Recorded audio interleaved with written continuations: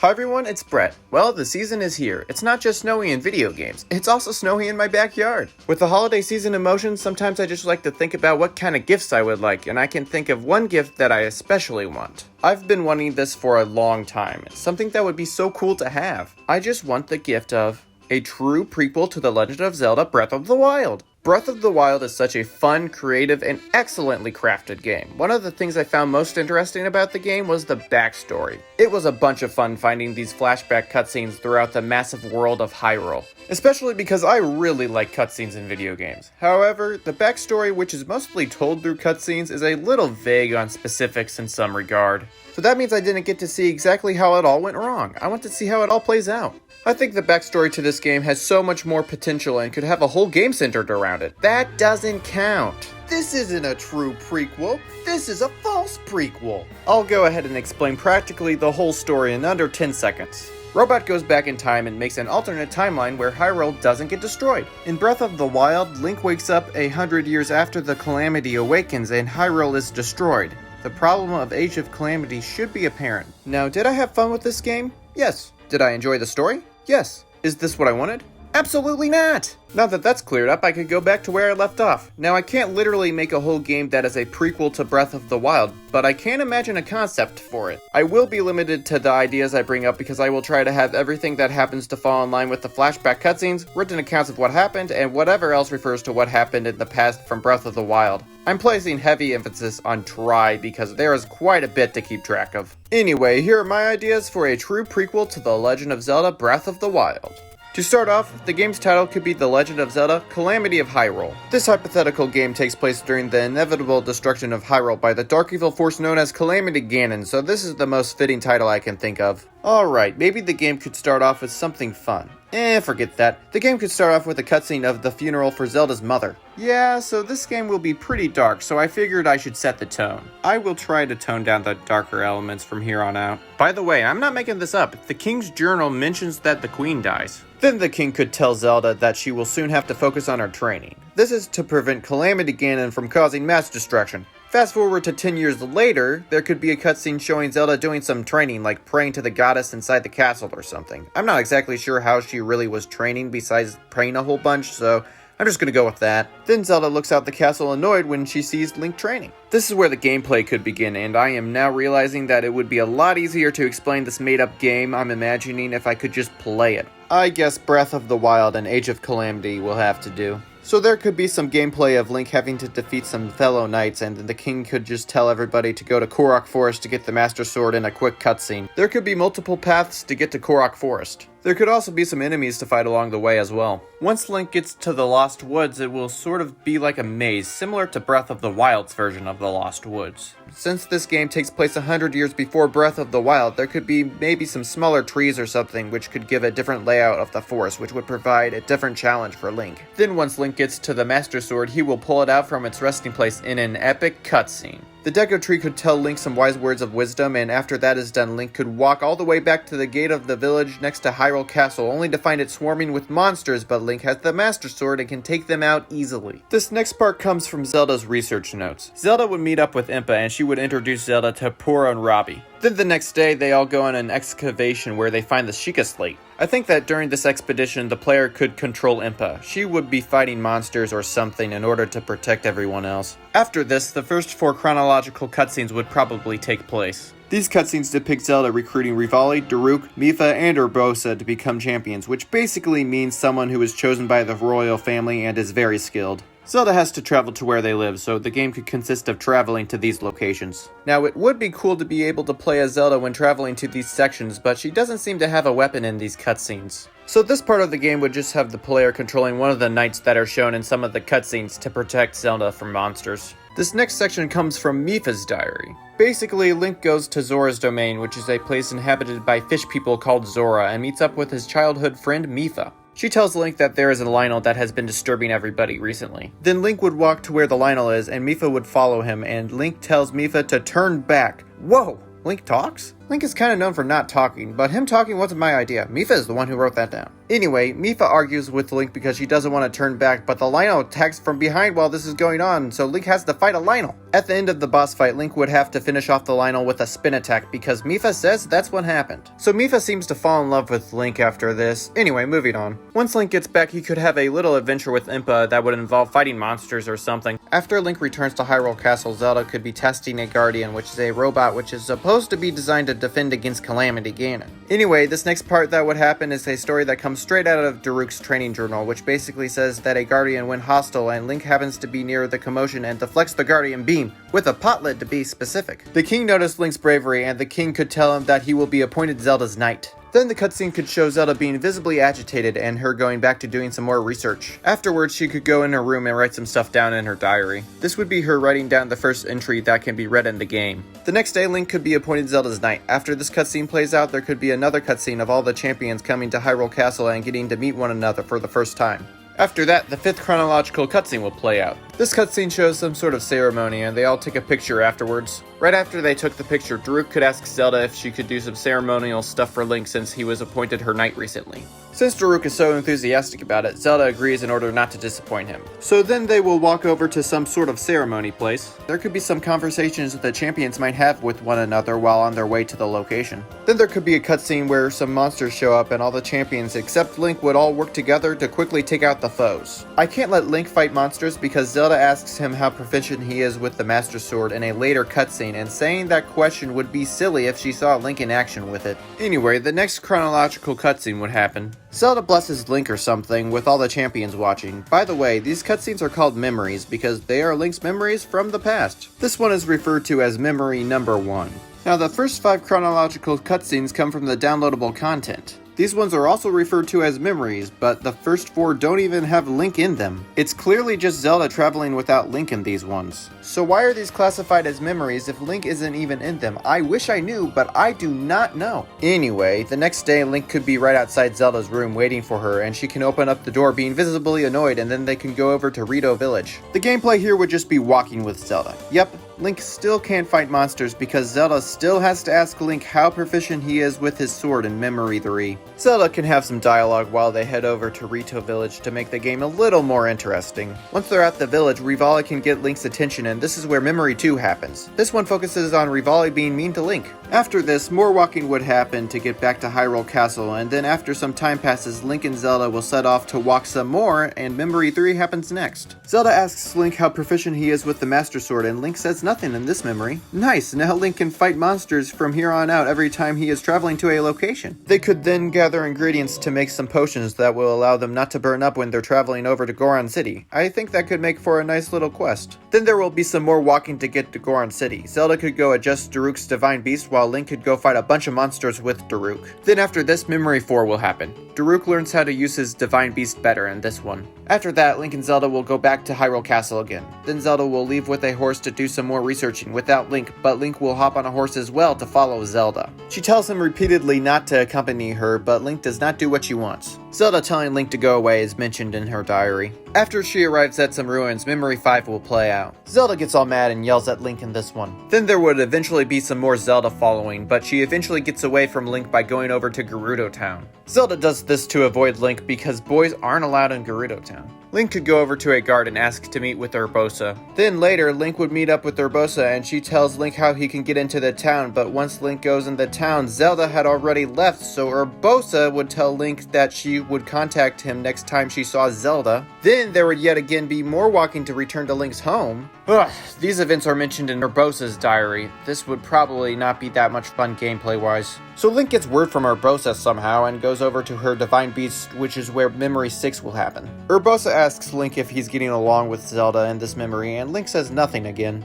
After some more time passes, Zelda could tell Link to go away. That's right, Link will be following Zelda once again. Then while following Zelda from a distance, these Giga Clan assassin guys will start chasing Zelda and Link will have to catch up to her, and then Memory 7 will trigger. Link saves Zelda and she probably likes him romantically after this. For whatever reason, girls start to like Link whenever he fights something in front of them. Anyway, Link only takes out one guy in this cutscene, so that means some combat gameplay can happen right after the cutscene. But before Link can take out the other two, some more Giga Clan members could show up and Suga could be leading them. Suga was a character that first appeared in Age of Calamity, and I think this is the best place to put him in this hypothetical game. He could say, "You three should have waited for me." Anyway, Link would have to take out a whole bunch of these guys and also fight Suga. In a super cool boss fight, of course. As much as I like Suga as a character, I would say Link would be responsible for his impending death. After this, they would probably go back to the castle, so this means more walking. The next day, Zelda apologizes for being a jerk to Link and she tries talking to him.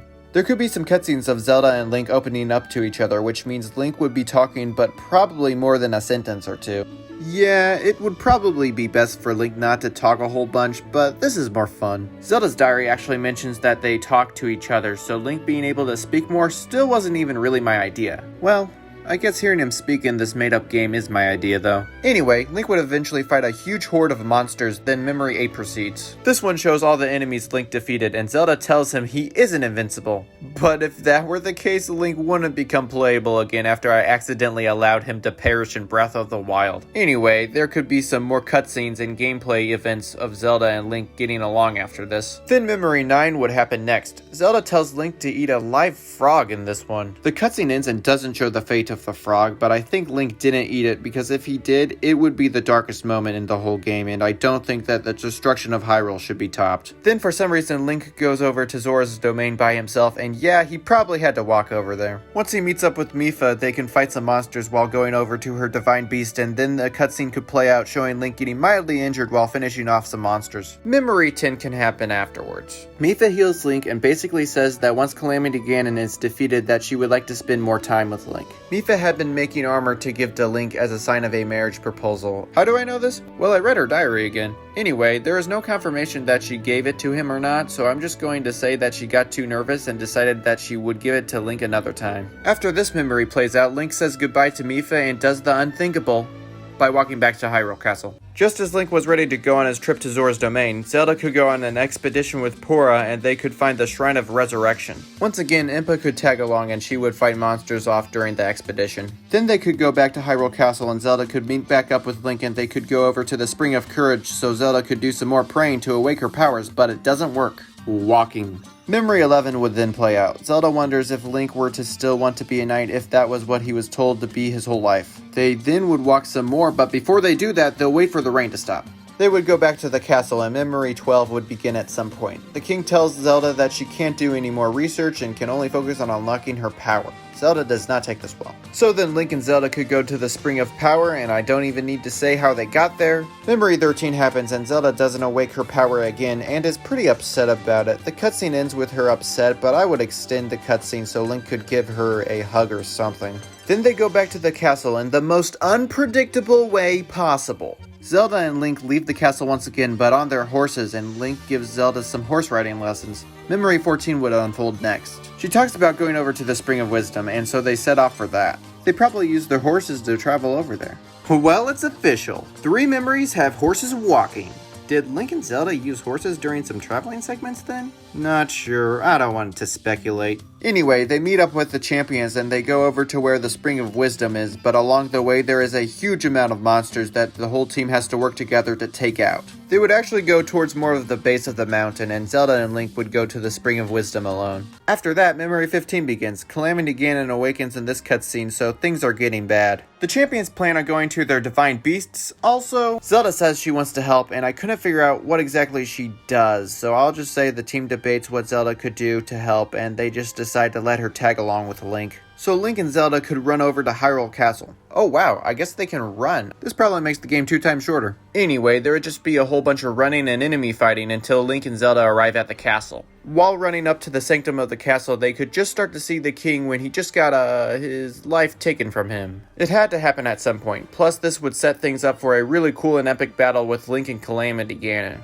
Link would be pretty mad looking and Zelda would obviously not be in a good mood after this. So Link and Calamity Ganon would face off and this would of course be a really awesome boss battle. Zelda could be trying to use her magic but failing, so Link would have to fight Ganon and protect Zelda at the same time. I think this would be an interesting boss fight. When Link is close to depleting Ganon's health bar, it will transition to a cutscene where Link starts to lose the fight with Ganon. So after this, Ganon will unleash his dark malice. Then it will transition over to Rivali being under attack by Windblight Ganon. Rivali would be caught off guard and he would hold his own for a bit, but eventually no longer be living, but the scene would cut away before that happens. It's just implied. Then it will transition over to Daruk fighting Fireblight Ganon, and he eventually stops living, and it cuts away before that happens. Then it'll show Mipha fighting Waterblight Ganon, and it would be implied when she, gets her life ended. Then it will show Urbosa fighting Thunderblight Ganon, and it's pretty obvious what happens next. Maybe all this loss of life is why Nintendo hasn't made a prequel to Breath of the Wild. Anyway, Ganon becomes too powerful, so Link and Zelda will have to run all the way down from the castle while dodging attacks from Ganon and the Guardians that he's now controlling. Once they leave the general area of the castle, Ganon will stop following them. Then there will be even more running when they evade even more Guardians. Then after that, it will transition over to Memory 16. Zelda cries because almost everyone she knows and cares about are no longer living, so yeah. Link and Zelda then travel over to Fort Hateno. Then Memory 17 happens where Link is about to collapse and Zelda gets her powers. After this, Zelda tells the people who come to her aid to take Link to the Shrine of Resurrection. But before he is taken there, Zelda could take the Master Sword in one hand and use her powers with the other, and oh yeah, she takes Link's shirt as well. Now Zelda taking Link's shirt seems weird, but when Link goes over to Kakariko Village in Breath of the Wild, he finds his shirt there. The shirt had to get over there somehow. He has another shirt underneath, so I guess it isn't that weird. Anyway, the gameplay could consist of Zelda fighting enemies while going over to Kakariko Village. Once she gets there, she could tell Impa her plan and also drop off Link's shirt. Then she goes over to Korok Forest, but of course she doesn't have her horse, I don't think, so she'll have to use a completely original method. Then the final memory will play out even though Link is not there. Zelda just talks to the Deku Tree and puts the Master Sword back in its resting place. After this, Zelda can make her way over to Hyrule Castle again and fight a whole bunch of enemies to get there. Astor could fight Zelda when she gets to Castle Town. So why do I have this guy from Age of Calamity showing up now? Here's the quickest explanation I came up with. Astor has been hanging out in the shadows because he really can't fight without his magic orb powered up, and I think he gets the power to it from the Malice of Calamity Ganon. By the way, I don't know who made this orb or how it was created, I just know he uses it. So he showed up to the Calamity and got powers for his orb and aided in destroying Castle Town, and Zelda has to defeat him now. You know what? Astor and Suga could both have somewhat ambiguous deaths because there's no harm in that. Well, almost dying probably is harmful.